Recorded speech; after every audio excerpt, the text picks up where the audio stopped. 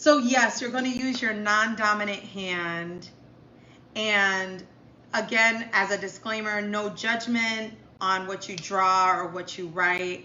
And I want you to just start to visualize and think about a childhood experience where you enjoyed being outside, and just see where this goes, what you draw or what you write, and try your best not to analyze what you are drawing. Oh, so as a lefty,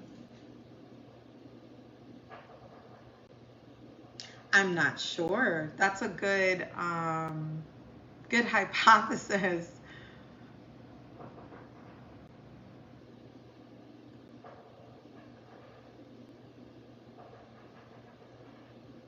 So I'm going to give you a moment to start to draw or write what comes up for you.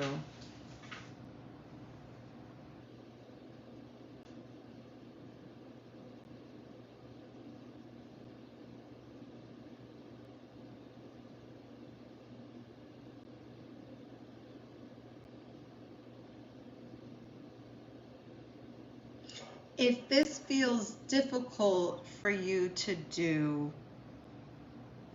drop a 2 in the chat.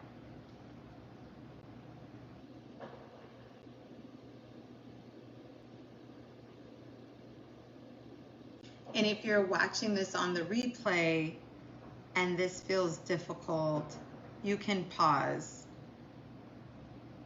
You don't need to continue. I don't want you to force yourself to try to think of something. Okay.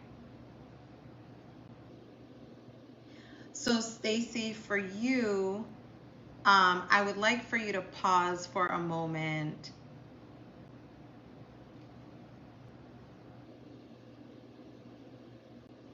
And I would like for you to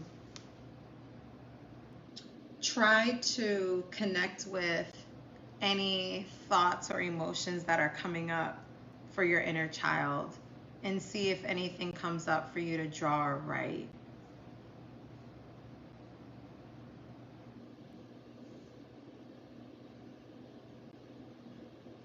Or if you notice any different sensations in your body, please write those down with still with your non-dominant hand.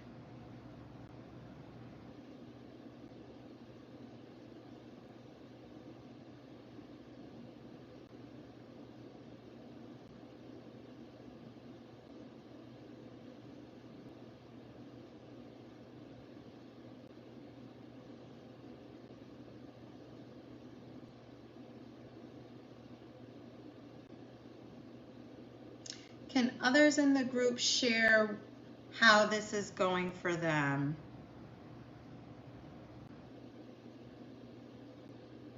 Is it difficult for you not to judge or critique your drawing?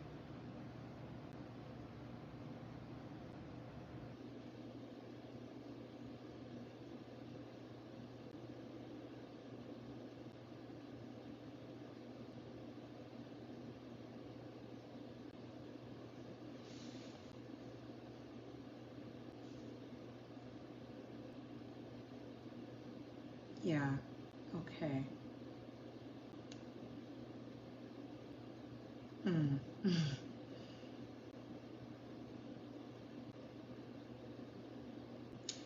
Joni, please remind your inner critic that this is a child that is drawing or writing. It is not going to be perfect. We want it to be messy.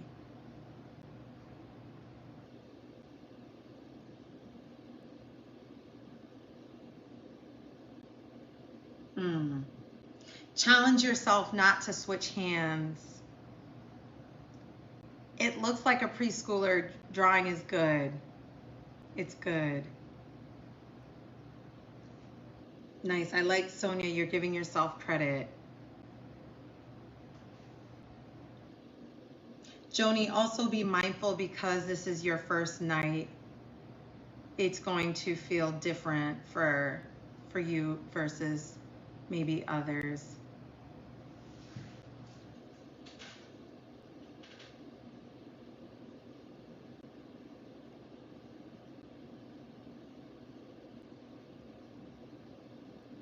Can you think about what you would tell a preschooler about their drawing? What would you tell them if you had a preschooler as a child or a niece or nephew?